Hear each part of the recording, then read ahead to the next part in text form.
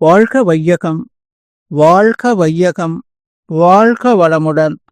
அருளாசன் அருள் தந்தை வேதாத்ரி மகரிஷி அவர்களும் ஒட்டுமொத்த மகான்களும் இறைநிலையும் என்னுள் சூக்குமமாக எழுந்தருளி இன்றைய நாள்காட்டி வரிகளுக்கான கவிவரிகளையும் அதற்கான விளக்கத்தையும் சிறப்பிக்க வேண்டுமாய் சங்கல்பம் மேற்கொள்கிறேன். அனைவரையும் பணிவோடு முதற்கண் வணங்கி ஆரம்பிக்கலாம் என்றிருக்கிறேன். அனைவருக்கும் இனிய காலை வணக்கம். வாழ்க வளமுடன். சாமிஜியினுடைய இன்றைய நாள்காட்டி வரிகள்.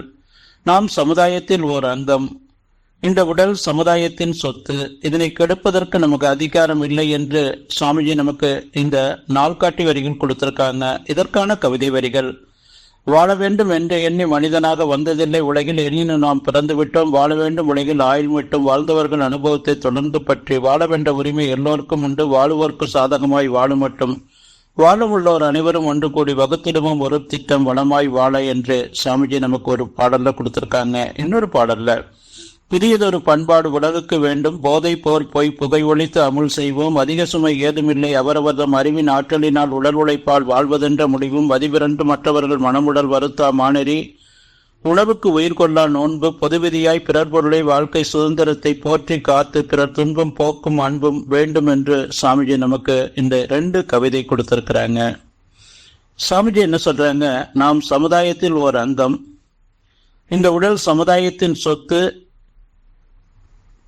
அதே போல நம்மை கெடுப்பதற்கு நமக்கு அதிகாரம் இல்லை என்று இந்த 3 வரிகள் நமக்கு கொடுத்திருக்கிறாங்க. நாம், சமுதாயம், இயற்கை என்ற அந்த 3 அமைப்புல தான் நாம் வாழ்ந்து கொண்டிருக்கிறோம். என்ன சொல்றாங்க? நாம் சமுதாயத்தில் ஓர் அங்கம். விலங்கின வித்திலிருந்து அந்த முதல் மனிதன் தோன்றினான். அதை தொடர்ந்து இன்றைக்கு உலகத்தில் இருக்கக்கூடிய இந்த 800 கோடிக்கும் அதிகமான மக்கள் எல்லாமே அந்த விலங்கின வித்திலிருந்து தோன்றிய அந்த முதல் மனிதனிலிருந்து வந்த கருத்தொடர்தான் என்பதை நாம் புரிந்து கொள்ளணும். நம்ம அம்மா அப்பா வரை வந்து அந்த அம்மா அப்பாவினுடைய அந்த சுக்கிலத்தின் மூலமாக நாம உருவாகி இந்த உலகத்துக்கு நாம வந்திருக்கிறோம் என்ற அந்த உண்மையை எப்பவும் நம்ம மறக்காம வாழணுங்க. காக்கை குருவி எங்கள் ஜாதி, நீர் கடலும் மலையும் எங்கள் கூட்டம் என்று சொல்லுவாங்க. ஜடப்பொருட்கள் எல்லாம் நம்முடைய கூட்டம், உயிர் பொருட்கள் எல்லாம் நம்முடைய ஜாதி என்பது இந்த பொருளாகும். இந்த உடல் சமுதாயத்தின் சொத்து என்று சாமிஜி நமக்கு சொல்றாங்க. நம்முடைய சமுதாய இணக்கத்துக்காக சாமிஜி நமக்கு வாழ்க்கை தத்துவம் 12 கொடுத்திருக்கிறாங்க. அதுல தேவைகள் 3, காப்புகள் 3, அறநெறி 3, அறிவின் உயர்வு படிகள் 3 என்று நமக்கு 12 கொடுத்திருக்கிறாங்க. இந்த சமுதாயம்தான் நமக்கு தேவைகளான பசிதாகம், தற்பற்ப ஏற்றத்தாழ்வு, நம்முடைய உடல்ல உள்ள ஒரு 14 கழிவுகள் அனைத்தையும் நாம எளிமையாக போக்கிக் கொண்டு நம்முடைய தேவைகளை நிறைவு செய்வதற்கு எல்லா வசதி வாய்ப்புகளையும் இந்த சமுதாயம் ஏற்படுத்தி கொண்டிருக்கு. அதே போல காப்பு, வேற்றுயிர் பகை, இயற்கை சீற்றம், தற்செயலாக வரக்கூடிய விபத்துக்கள்ல இருந்து தொன்றுதற்கு வந்த அனைவரும் நமக்கு ஒரு காப்பு அரணாக இருக்கிறாங்க. அறிவின் உயர்வு படிகள், அறநெறிகள். மனிதர்களுக்கு மட்டும் உள்ள இந்த அறநெறி என்பது ஒழுக்கம், கடமை, ஈகை.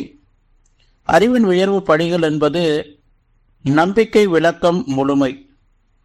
இந்த வாழ்க்கை தத்துவம் சமுதாய நமக்கு தேவையான அனைத்தையும் கொடுத்து நம்மை முழுமைப்படுத்தி இருக்கு.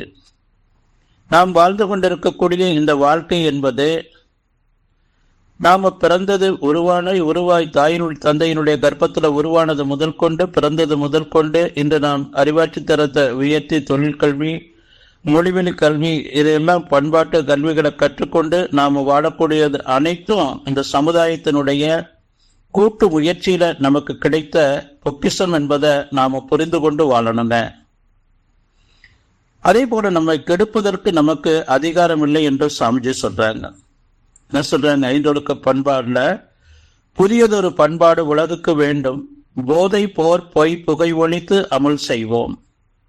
எல்லா ஜீவராசிகளும் உண்ணும், உறங்கும், தன்னினத்தை பெருக்கும், தன்னினத்தை பாதுகாக்கும்.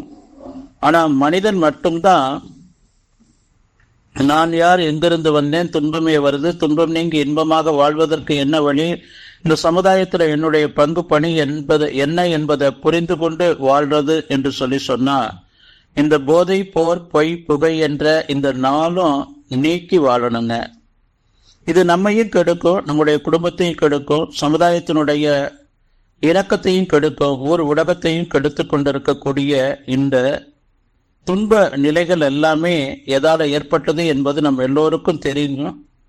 ஆனா அதை நாம் கட்டுப்படுத்தி அதை இல்லாம ஆக்கி வாழ்றதுதான் இந்த மனித குலத்திற்கு ஒரு பெரிய ஒரு பாக்கியம்.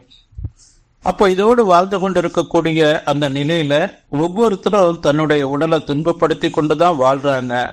நாம் இதை உணர்ந்து நாம பாசிட்டிவாக மாற்றிக்கொண்டு நம்ம வாழணும்னு சொல்லி நன்றியோடு நிறைவு செய்து கொண்ட இன்றைய சிந்தனையை வாழ்க வளமுடன், வாழ்க வளமுடன், வாழ்க வளமுடன்.